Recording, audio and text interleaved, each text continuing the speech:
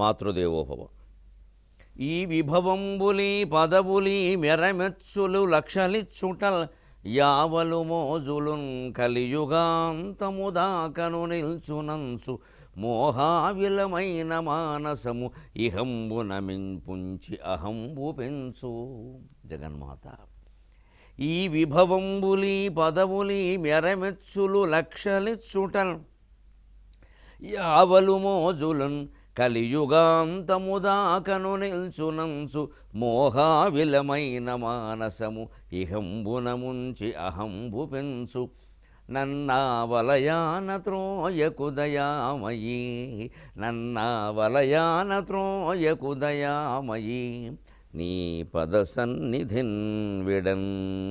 నన్నా వలయాన త్రోయకు దయామయీ, నీ పద సన్నిధిన్ విడన్. ఈబిఎన్ ఆంధ్రజ్యోతి ప్రేక్షక మహాశయులందరికీ నవజీవన వేదం అనే కార్యక్రమంలో 1573వ భాగానికి, ప్రత్యేకించి లలితా సహస్రానికి సాగుతున్న సామాజిక వ్యాఖ్యలో 273వ భాగానికి స్వాగతం పలుకుతున్నాం. ఎన్ని రకాల వైభవాలు పట్టినా, ఎంత ఉన్నతమైన పదవిలో మనం ఉన్నా, ఎన్ని కోట్లు వచ్చి పడినా, ఇవన్నీ మనని మోహావేశంలో ముంచేసేవి అని అందరము గ్రహించాలి. ఈ విభవంబులు, ఈ పదవులు, ఈ మెరమెచ్చులు, లక్షలిచ్చుటలు, యావలు మోజులు, రకరకాల యావలు, రకరకాల మోజులు, ఏదో అక్రమంగా రకరకాల కోట్లు వచ్చి పడ్డారు. దాన్ని ఏదో సిరిరా మోకాలుడరాదు అని అదేదో సక్రమమైన ధనంలాగా పాల సముద్రంలో పుట్టినట్టుగా మనం సమర్థించుకోవడం, మనకు వచ్చింది కాబట్టి. అదే ఇంకోళ్ళకి వచ్చిందనుకో, వాళ్ళు అలాగే అక్రమంగా సంపాదిస్తారు, నాశనం అయిపోతారంటాం. మనకు వస్తే ఒక రకంగా, అవతల వాళ్ళకి వస్తే ఒక రకంగా. పైగా పోనీ సంపాదించారో పేరో డబ్బో ఏదైనా సంపాదించిన ఏదైనా చేసుకొని, ఇవి శాశ్వతం అనుకో, కలియుగాంతము దాకను నిల్చునంచు. ఇలాగా ఇది శాశ్వతమని మన మోహంలో ముంచేసేది ఏమిటి అంటే ఈ మనస్సు. మోహావిలమైన మానసము ఇహంబున ముంచి అహంబు పెంచు. ఈ ఇహలోక వ్యవహారాల్లో మనని ముంచేసి ఎక్కడికెక్కడ అహం అహం, నేను నేను నేను, నాది నాది నాది అనే అహంకారాన్ని పెంచేస్తూ ఉంటాం. అందుకే అసలు మనకి జీవితంలో అవసరమైన మేరకు సంపాదించిన తర్వాత ఇక సంపాదన విషయంలో రాజీ పడిపోవాలి. ఇంకొద్దు ఇంకొద్దు ఇంకొద్దు, మనం అయాచితంగా ఏమైనా వస్తే రాని, లేకపోతే లేదు, ఆ వచ్చిందే చాలు. పేరేనా అంతే. వీళ్ళ డబ్బు విషయంలోనైనా మనం రాజీ పడవలేము, కానీ పేరు ప్రచారం విషయంలో పడలేరని చాలామంది. అది కూడా మనుషుల్ని మాయలో ముంచేస్తుంది. అందుకని ఏదో ప్రచారం 10 మందికి మనం తెలుసు చాలు, 10 మందికి తెలిస్తే చాలు, 20 మందికి తెలవక్కర్లేదు. ఎంత ప్రచారం వస్తే అంత మంచిది. దీనివల్ల మనకి ప్రచారం వస్తుంది, అందులో పాల్గొని మన మొహం అందులో కనపడేలా ఉండాలి, మన గురించి నలుగురు అనుకోవాలి. ఇది కూడా ఒక రకంగా మోహావేశంలో ముంచేసే వ్యవహారం. అందుకని ఈ డబ్బు వ్యామోహంలో కానీ, ఈ పదవుల వ్యామోహంలో కానీ, ఈ పేరు ప్రతిష్ట అనేటువంటి వ్యామోహంలో కానీ నన్ను పడనీయకుండా చేయవమ్మా అని భక్తుడు ప్రార్థిస్తున్నాడు. నన్నా వలయాన త్రోయకు దయామయి, నీ పద సన్నిధిన్ విడన్. ఈ విభవంబులి పదవులి మెరమెచ్చులు లక్షలిచ్చుటల్ యావలు మోజులున్ కలియుగాంతముదాకను నిల్చునంచు మోహావిలమైన మానసము ఇహంబున ముంచి అహంబు పెంచు. నన్నా వలయాన త్రోయకు దయామయీ, నీ పద సన్నిధిన్ విడన్. ఇప్పుడు మనం 84వ శ్లోకంలో 387వ నామం వ్యాఖ్యానంలో ఉన్నాం. సద్య ప్రసాదిని విశ్వసాక్షిణి సాక్షివర్జిత షడంగదేవతాయుక్త షాడ్గుణ్య పరిపూరిత. అందులో 387వ నామం షాడ్గుణ్య పరిపూరితాయై నమః. ఇది పూర్తిగా రాజరికానికి, పరిపాలనకి, రాజకీయాలకి సంబంధించిన మాట. సంధి విగ్రహ యాన ఆసన ద్వైధీభావ సమాశ్రయాలు, ఈ ఆరింటిని కలిపి షాడ్గుణ్యము అంట. ఆరు గుణముల సమూహం. ఇవి లేకుండా రాజు పరిపాలించడం కష్టం. పూర్వకాలంలో ఇవి యుద్ధాల విషయంలో వర్తించేవి, ఇప్పుడు ఎన్నికల విషయంలో వర్తిస్తాయి. యుద్ధాల విషయంలో ఎలాగంటే సంధి అంటే ఏ రాజుతో ఎప్పుడు సంధి చేసుకోవాలి యుద్ధం లేకుండా. అలాగే విగ్రహం అంటే యుద్ధం, ఎప్పుడు నిజంగా యుద్ధం చేయాలి. సంధి చేసుకున్నంత మాత్రాన్ని ఇంక యుద్ధం చెయ్యరు అని కాదు, ఎప్పుడైనా చేయొచ్చు, అలాంటి అవకాశాలు ఉండేవి. అలాగే యానము, ఒకవేళ యుద్ధానికే బయలుదేరాలంటే ఎప్పుడు ఆ ప్రయాణం చేయాలి, ఏ ఋతువులో, ఏ కాలంలో, ఏ మార్గాల వెంబడి వెళ్ళాలి, ఏ జాగ్రత్తలు తీసుకోవాలి. లేకపోతే ఈ శత్రు సైన్యం వస్తున్నటువంటి మార్గంలో సైన్యం ఎక్కడో అక్కడ విడిది చేస్తారు కాబట్టి, డేరాలు వేసి విడిది చేస్తారు కాబట్టి అక్కడ దొరికేటువంటి జలాల్లో శత్రువులు విషం కలిపేస్తారు. ఆ నీళ్లు తాగి వీళ్ళు చచ్చిపోతారు. ఇంక వీళ్ళేమిటి యుద్ధం ఏమిటి చేసేది, ఇంక యమలోకానికి వెళ్ళి చేయాలి. అలాంటి ప్రయోగాలు జరిగేవి. మరి వాళ్ళు ఈ సైన్యాన్ని గెలవలేము అనుకుంటూ వాళ్ళ వ్యూహాలు వాళ్ళకు ఉంటాయి. యుద్ధంలో అటువంటివి తప్పులేదు కూడాను. సైన్యం తాగే నీళ్లలో విషం కలిపారు, శత్రు సైన్యం, అది ఏం చేయమంటావు, ఆ వ్యూహానికి వాళ్ళు జాగ్రత్త పడాలి. ఎందుకంటే వాళ్ళది పెద్ద సైన్యం, ఈ ఎదుర్కోవలసిన రాజుది చిన్న సైన్యం. ఈయనకేదో ఇంత సైన్యం ఉంది కదా అని గర్వంతో వాళ్ళ మీద దాడి చేస్తున్నాడు. ఈయనకి మొత్తం అఖండ భూమండలం ఈయనే పరిపాలించాలని ఒక గర్వం. మరి ఆయనేమో చిన్న రాజు, ఆయన పరిపాలన ఏదో ఆయన చేసుకుంటున్నాడు, ఆయన మీరు చేసుకునేవాడు, అది ఆక్రమిద్దామని చూస్తాడు. అందుకని వాళ్ళు రాకుండా ఉండడానికి వీళ్ళు ప్రయత్నిస్తారు, సహజం అది. అందుకని ఇదే యానం, ప్రయాణం. దానికి మళ్ళీ ఆసనం. ఒకవేళ సైన్యానికి అనారోగ్యం వచ్చినా, లేదు దాడి చేద్దాం అనుకుంటున్నప్పుడు అక్కడ పరిస్థితులు అనుకూలంగా లేవు, లేదా మన దగ్గర పరిస్థితులు అనుకూలంగా లేవు అన్నప్పుడు మానయ్యాల మధ్యలో ఆసనం, ఒకచోట కొన్నాళ్ళు విడిది చేయాలి అన్న, ఎక్కడ విడిది చేయాలి, ఏ డేరాలు ఎలా వేయాలి, రక్షణ ఎలా కల్పించుకోవాలి, అక్కడ మళ్ళీ సాంస్కృతిక కార్యక్రమాలు ఏమిటి, కాలక్షేపం ఉండాలి కదా. యాన, ఆసన. ఆ పైన ద్వైధీభావం, ఐదోది. సరే, ఎవరితోనో యుద్ధం చేస్తున్నాం తప్పనిసరి, ఆయనకి ఎవరో ఇంకొకరు తోడు ఉన్నారు, ఇద్దరు కలిస్తే మరింత బలం అవుతారు. కాబట్టి వాళ్ళ మధ్య విభేదం కల్పించడం ఎలాగ, అదే ద్వైధీభావం, ద్విధాభావం కలిగించడం. ఇద్దరు మిత్రుల మధ్యలో విభేదం పెట్టడం, మిత్రభేదం అంటారు దాన్ని.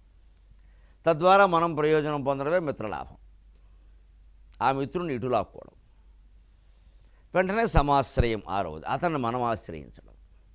లేదు, మన శత్రువుకి ఇంకెవరో ఒక రాజుతో శత్రుత్వం ఉంది, ఒక పెద్దవాడు ఉన్నాడు, శత్రుత్వం ఏం లేదు, ఒక పెద్దవాడు ఉన్నాడు, ఆయన చాలా బలవంతుడు, ఆయన ఎవరి మీదకి యుద్ధాలు వెళ్ళే పని లేదు, ఆయన పని లేదు, ఆయన చేసుకోవడం. కానీ మనిషి పౌరుషం ఉన్న మనిషి. అటువంటిప్పుడు మన శత్రువుకి వ్యతిరేకంగా మనం వెళ్ళి ఆయన్ని పాదాలు పట్టుకుని, అయ్యా మీరు గొప్పవారు, కానీ అనవసరంగా మా మీద దాడి చేస్తున్నాడని కాస్త మాకు సాయం చేయండి అంటే, వచ్చి కాళ్ళ మీద పడ్డాడు కాబట్టి చేస్తాడు, ఏ సంబంధం లేకపోయినా సరే. పూర్వం అలా చేసేవారు, గయోపఖ్యానాలు అవన్నీ అలాగే పుట్టాయి, ఏమి సంబంధం లేకపోయినా సరే.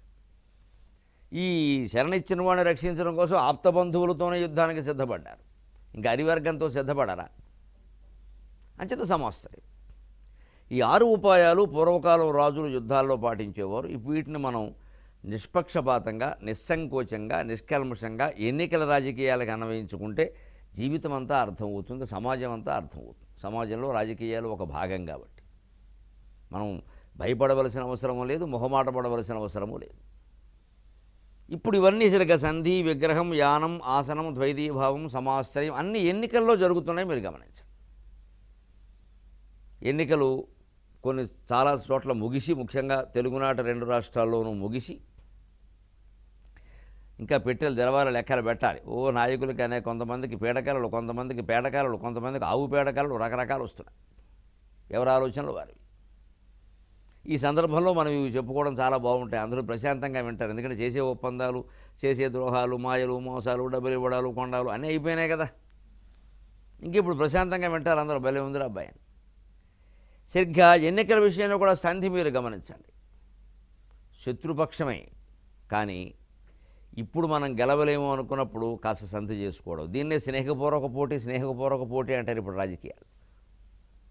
ఓ పక్క స్నేహం అని చెబుతూ మళ్ళీ పోటీ ఏమిటండి ఇది? మేము దంపతులమే కానీ విడిగా ఉంటామండి అంటే అర్థం ఉందా? అది దంపతులు అయితే విడిగా ఎందుకుంటారు? మేము దంపతులమే కానీ విడిగా ఉంటామండి, ఇంకా దంపతులు ఏమిటి అర్థం? మేము పురోహితులమే కానీ పూజలు చేయించమండి, పూజలు చేయించిన వాడు పురోహితుడు ఎలా అవుతాడు? మేము డాక్టర్లమే కానీ వైద్యం చేయమండి, మేము ఉపాధ్యాయులమే కానీ పాఠాలు చెప్పమండి అంటే ఇంకెందుకు? అలాగా కొన్ని రాజకీయమైనటువంటి సంధులు ఎలా ఉంటాయంటే మేము మిత్రులమే కానండి స్నేహపూర్వకంగా పోటీ పడతాం, అదే సంధి. అంటే ఇక్కడ నీకు బలం ఉంది కాబట్టి ఏదో ఊరికే పోటీ పడతాం, మావాడు ఎడుతున్నా టికెట్ ఇవ్వలేదని టికెట్ ఇస్తాం, కానీ ఏదో నువ్వు చూసుకో అని. ఇంక వీడికి చెప్తా నీకు ఇచ్చాం కదా చూసుకో అంటారు. అంతగా నెగ్గితే మాదే, నెగ్గకపోతే ఎలాగో వాళ్ళతో స్నేహం ఖాయం. విగ్రహం నిజమైనటువంటి ఎన్నికలకి సిద్ధపడిపోవడం, అదే యుద్ధం. సంధి, విగ్రహం, యానం, ఆసనం, ద్వైదీభావం, సమాశ్రయం, ఈ ఆరింటిని మనం సమకాలిక రాజకీయాల్లో ఎన్నికలకు అన్వయం చెప్పుకుంటున్నాం. షాడ్గుణ్య పరిపూరితాయే నమః అంటే ఏమిటో అర్థమవుతుంది. ఇవన్నీ జగన్మాత స్వరూపమే. ఇదంతా కుళ్ళండి, కల్మషం కదండి, భగవంతుడికి దీంతో సంబంధం ఏమిటి అనద్దు. ఈ మొత్తం ఈ కుళ్ళు కల్మషం అంతా పుట్టించింది, పోషిస్తున్నది, చివరికి నాశనం చేసేది అంతా ఒకటే పదార్థం. పవిత్రత భగవంతుడైతే అపవిత్రత కూడా భగవంతుడే, ధర్మం భగవంతుడైతే అధర్మం కూడా భగవంతుడే, మంచి భగవంతుడైతే చెడు కూడా భగవంతుడే, సర్వము ఆయనే, కానిదేదీ లేదు. ఇది మనకు అర్థం కావట్లేదు కాబట్టి భగవంతుడు కూడా అర్థం కావట్లేదు. భగవంతుడు అనేది డూ ఊరికే పెట్టావు, ఒక డూమువులు వ్యాకరణంలో ఉంటాయి కాబట్టి అది భగవత్ శక్తి, అది ఒక విద్యుత్ శక్తి, అణుశక్తి. విద్యుత్ శక్తికి మంచి చెడ్డలు ఉంటాయా, ధర్మాధర్మాలు ఉంటాయా, అణుశక్తికి ఉంటాయా, అలాగే భగవత్ శక్తికి ఉండవు.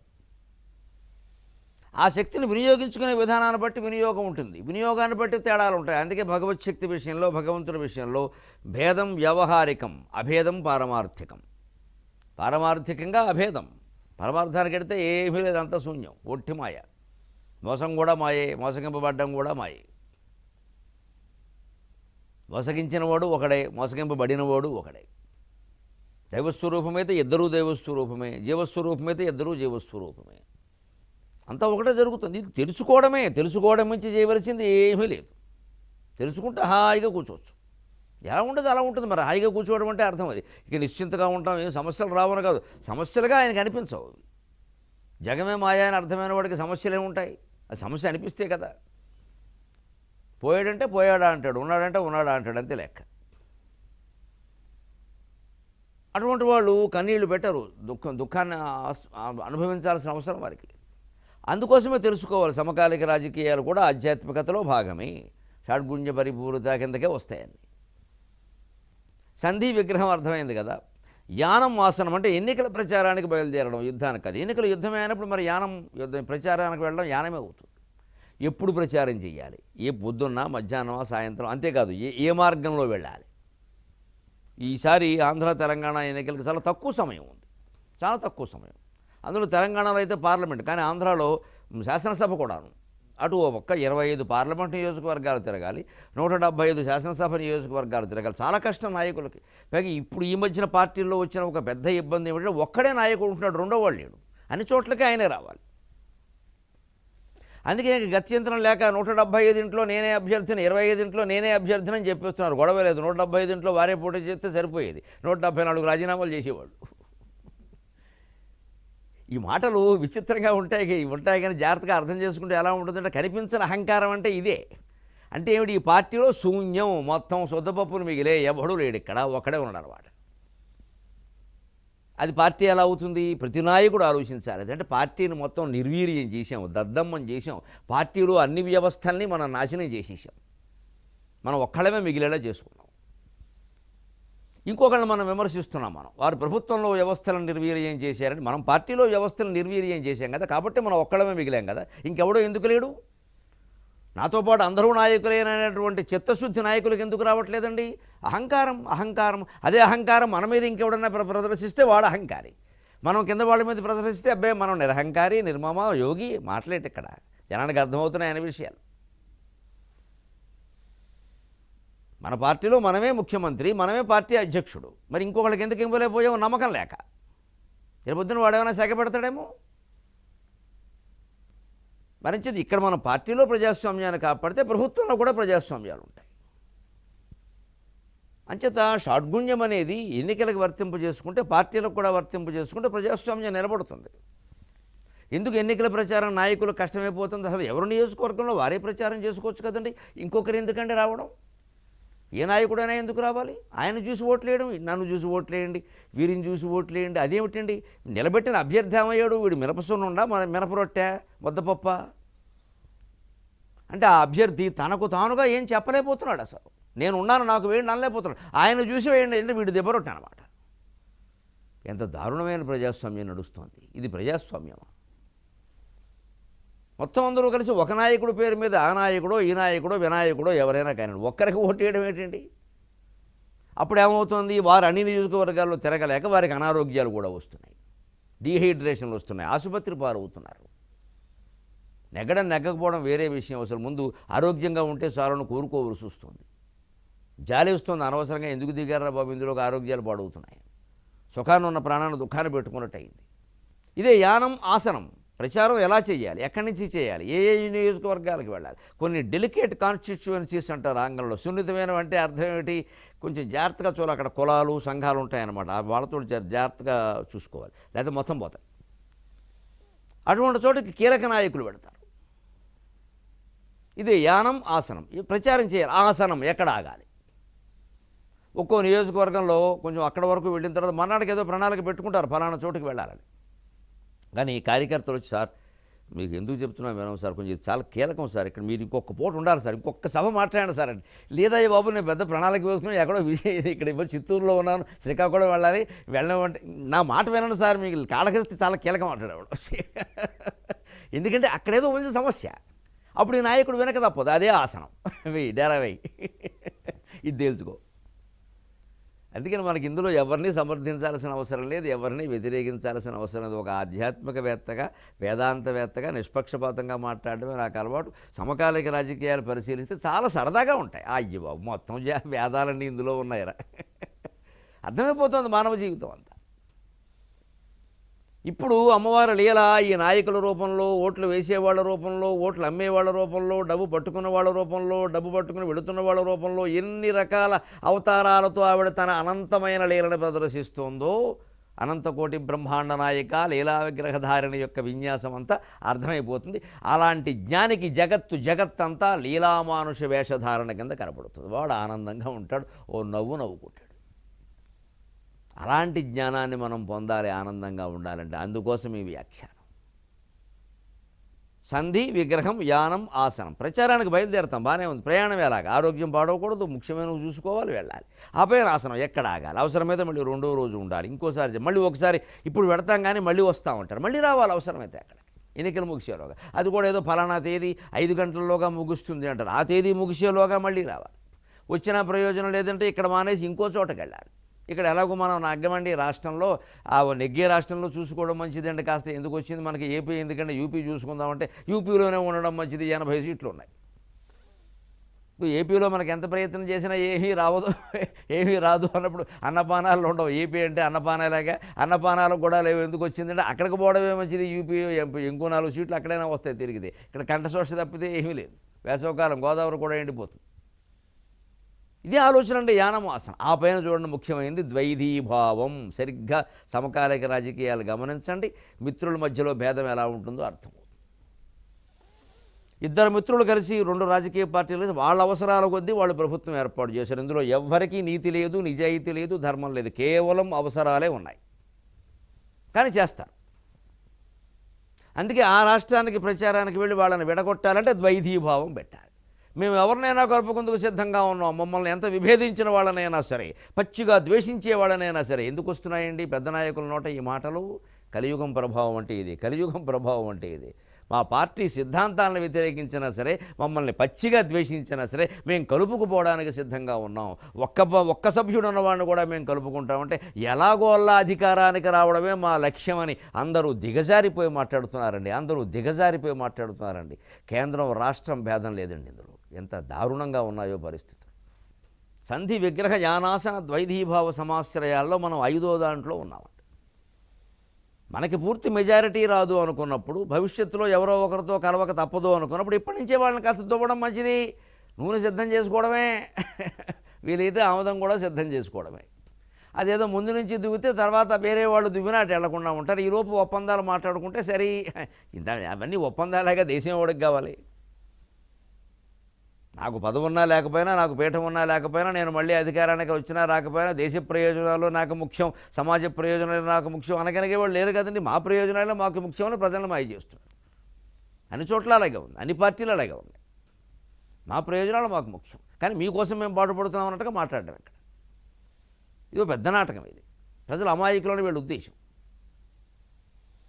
ఇదే ద్వైధీభావం అంటే. వాళ్ళిద్దరి మధ్య ఏదో పెట్టడం అక్కడ పెట్టడం, అందులో ఒకరిని ఏదో కాస్త పొగిడితే గట్టిగా వాడు వస్తాడు, రేపొద్దున వీడు పెడతాడు, వాడు వీడితో ఎంతకాలం ఉంటాడో తెలియదు, మళ్ళీ వాడు పోతాడు, ఎందుకు వాడు ప్రయోగిస్తాడు అదే ఉపాయాన్ని, అంటే ద్వైధీభావం.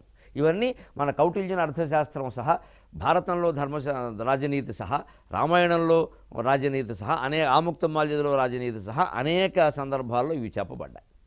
ఇవన్నీ వ్యూహాలు అంటారు, వీటిని నీతి అనరండి, దయచేసి అపార్థం చేసుకోకండి భారతీయ ధర్మశాస్త్రాలని. ఇది రాజనీతి అంటారు, దీన్ని నీతి అనరు. నీతి వేరు, రాజనీతి వేరు. రాజనీతి అంటే పరిపాలనకు సంబంధించిన వ్యవహారం, నీతి అంటే వ్యక్తిగత జీవితానికి సంబంధించిన వ్యవహారం.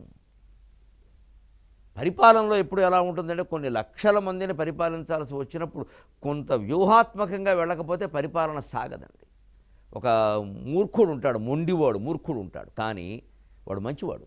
మొండివాడు మంచివాడు ఎలా అవుతాడు అనకండి, మంచితనం వేరు మొండితనం వేరు ఉంటుంది. మంచితనం ఉంటుంది, మొండితనం ఉంటుంది. వాళ్ళు ఆ మొండితనాన్ని కాస్త భరించి వాడిని దారికి తెచ్చుకోగలిగితే మంచి పని సమాజానికి మేలు బాగా జరుగుతుంది. ఎందుకంటే వాడు ఆ మంచి పని కూడా అంత మొండిగా చేస్తాడు, అంత మొండిగా, అంత మూర్ఖంగా చేస్తాడు. తోలు తీస్తే అవడం దగ్గరికి వచ్చి అంటాడు, చేసేస్తాడు అంతే, ఎన్ని వేల కోట్లైనా కానీ. అటువంటి మంచివాడిని కొంచెం మూర్ఖత్వమో మొండితనమో అహంకారమో ఉన్నా కూడా మనం ఏదో రకంగా అన్నాను లేకపోతే ఎలా అన్నాను ఉండాలన్నా అని కాపాడుకోవాలి. ఎందుకంటే ఆయన వల్ల సమాజానికి మేలు జరుగుతుంది. వీటన్నిటికీ చిత్తశుద్ధే ప్రమాణం అండి. మన వ్యక్తిగత ప్రయోజనాల కోసం ఆ మొండివాడిని బతిమాలుతున్నామంటే అంతకంటే స్వార్థం, నాశనం అయిపోయే ఉపాయం ఇంకోటి లేదు. సామాజిక ప్రయోజనం కోసం బతిమాలుతున్నామంటే అది భగవత్ సేవ అవుతుంది, భగవత్ సేవ. వెనక తురుష్క రాజులు విపరీతంగా దండయాత్రలు చేసి హిందూ సామ్రాజ్యాలను నాశనం చేసినప్పుడు శివాజీ మొదలైన వారు కూడా, ఇతర రాజులు కూడా కొంతమందిని ఇలాగే కలుపుకున్నారు, మొండివాళ్ళని మూర్ఖులను కూడా కలుపుకున్నారు. ఎందుకంటే మరి అవతల ప్రబలమైన శత్రువు వాడిని ఎదిరించాలంటే తప్పదు. ఇది అంచేతనే ఇవన్నీ వ్యూహాల కిందకు వస్తాయి. వీటికి చిత్తశుద్ధే ప్రమాణం. అసలు ఈ వ్యూహం ఎందుకు చేస్తున్నావు? దేశం కోసమా, నీ అధికారం కోసమా? సమస్యది. అది ఆ వ్యక్తి హృదయంలో తేల్చుకోవాల్సిన విషయం, ఇది మనం విశ్లేషించగలిగింది కాదు. అంచేతే ప్రతి వ్యక్తి ఆత్మవిమర్శ చేసుకుంటే తప్ప ఆ వ్యక్తి జీవితము బాగుపడదు, వ్యవస్థ బాగుపడదు. మనం చేస్తున్న పని ఎవడో చూసుకోకుండా ఎదుటివాడిని అంటే ఎలాగా? ఇదే ద్వైధీభావం. ఇప్పుడు సమాశ్రయం చూడండి, ఇద్దరిని విడగొట్టిన తర్వాత లేదా విడగొట్టకుండానే అసలు ఈయన్ని గెలవాలి అంటే ఇంకెవరిని ఆశ్రయించాలి? ఒక పెద్దవాడు ఎవడో ఉంటాడు, వాడిని కలవడం మనకి ఇష్టం లేదు. వాడివన్నీ సంకుచిత భావాలు, మనవేవో విశాల భావాలు. అయినా సరే మనకున్నటువంటి ఎన్నికల యుద్ధంలో మనం నెగ్గాలి అంటే ఆ రాష్ట్రంలో ప్రత్యేకించి వారిని ఆశ్రయించక తప్పదు. ఎందుకంటే వారి చేతిలో ఆ రాష్ట్రంలో ఒక 30 పార్లమెంటు స్థానాలు ఉన్నాయి అనుకోండి, ఒక 15 వారి చేతిలో ఉన్నాయి. వారు కులం వారు ఉన్నారో, వారి మతం వారు ఉన్నారో, ఏదైనా కానివ్వండి, ప్రజల అభిమానాలు ప్రజలకుంటే దాన్ని మనమేం కాదనలేం. ఇది లోకంలో ఉన్న పరిస్థితిని బట్టి మనం సర్దుకోవాలి, కానీ మన బట్టి పరిస్థితులు సర్దుకోరు. సందర్భాన్ని బట్టి చట్టాన్ని అన్వయం చేయాలి, కానీ చట్టాన్ని బట్టి సందర్భాలు మారవు. సందర్భాన్ని బట్టి చట్టాన్ని ఎలా అన్వయం చేసుకోవాలో చేసుకోవాలి. ఆ చేసుకోవడంలో న్యాయవాదులు ఏం చేయాలి? ఇది న్యాయం కోసం వాదిస్తున్నామన్న విషయం దృష్టిలో పెట్టుకోవాలి. సమాజానికి న్యాయం జరగడం కోసం మనం ఈ అన్వయం చేస్తున్నాం, కానీ స్వార్థ ప్రయోజనాల కోసం కాదు. అది వారి చిత్తశుద్ధికి సంబంధించిన విషయం. చేస్తున్నారా లేదంటే ఎవరు చెప్తారు? వారికి వారే ఆలోచించుకోవాలి. అదే వృత్తి ధర్మ నిర్వహణ అంటే అదే అర్థం. అది వృత్తి ధర్మం సరిగ్గా నిర్వహించకుండా ఎన్ని పూజలు చేసినా ఒకటే, అమ్మవారు గమనిస్తూనే ఉంది, వేసేస్తుంది దెబ్బ. ఇప్పుడు అది వారి చిత్తశుద్ధి. అందుకని సమాశ్రయము అంటే ఒక ఎన్నికల్లో నెగ్గడానికి, ఫలానా రాష్ట్రంలో నెగ్గాలి అంటే ఒక పెద్ద నాయకుడిని ఆశ్రయిస్తే తప్ప వీలు కాదు. ఆయన కుల సంఘం నాయకుడు కావచ్చు, మత సంఘం నాయకుడు కావచ్చు, ఆ ప్రాంతంలో పేరు ఉన్నవాడు కావచ్చు, ఆశ్రయిస్తే తప్ప వీలు కాదు. అంటే ఆశ్రయించడమే. వెనక తూర్పుగోదావరి జిల్లాలో రాయవరం మున్సిపల్ గారు ఉండేవారు. మొత్తం ఎవరి ఎన్నికల్లో పాల్గొన్నా ఆయన ఆశ్రయించాల్సిందే. రాయవరం మున్సిపల్ గారు ఎవరికి చెప్తే వాళ్ళకైనా ఇవ్వరు. ఇప్పుడు అవన్నీ ఆ పెత్తనాలు ఇప్పుడు పోయాయి. ఉండేది వెనక రాయవరం మున్సిపల్ గారి దగ్గరికి వెళ్ళేటండి, వీళ్ళకేం చేస్తారో అనేవారు. ఇంకా ఆయన ఏదో కేవలం రాయవరం గ్రామానికి మున్సపండి, మాకు కొంచెం పెద్ద గ్రామం కావచ్చు, కానీ ఆ జిల్లా మొత్తంలో పలుకుబడి ఆయనకి. ఏ పార్టీలైనా ఆయన సంప్రదించాల్సిందే. అలాగా సమాశ్రయం ద్వారా ప్రయోజనం సాధించాలి. ఇప్పుడు చూసుకోండి, వెనక యుద్ధాలకు ఉపయోగించే విషయాలని అన్వయించే వాటిని మనం ఎన్నికల రాజకీయాలకు అన్వయిస్తే సంధి, విగ్రహం, యానం, ఆసనం, ద్వైధీభావం, సమాశ్రయం అన్నీ సరిపోయాయా లేదా? సరిగ్గా ప్రాచీన శాస్త్రాలు ఎప్పుడు ఏ విషయంలోనూ నిరర్ధకం కావు, నవీనంగా పనికొస్తాయి. అన్ని పురాణాలు పనికొస్తాయి, అన్ని పురాణ కథలు పనికొస్తాయి. పుక్కిటి పురాణాలు చెప్పొద్దని మాట్లాడక్కల్లా. అది ఏ రకంగా నిరర్ధకమో సార్థకమో నిరూపణ చేయాలి. ఒట్టి పురాణ కథ మామూలుగా సరదాగా చెప్పుకునేది జనప్రచారంలో ఉన్నదైనా సరే దానికి నవీన కాలంలో కూడా ఓ ప్రయోజనం ఉంటుంది. కాకపోతే అన్వయించగలగాలి దాన్ని.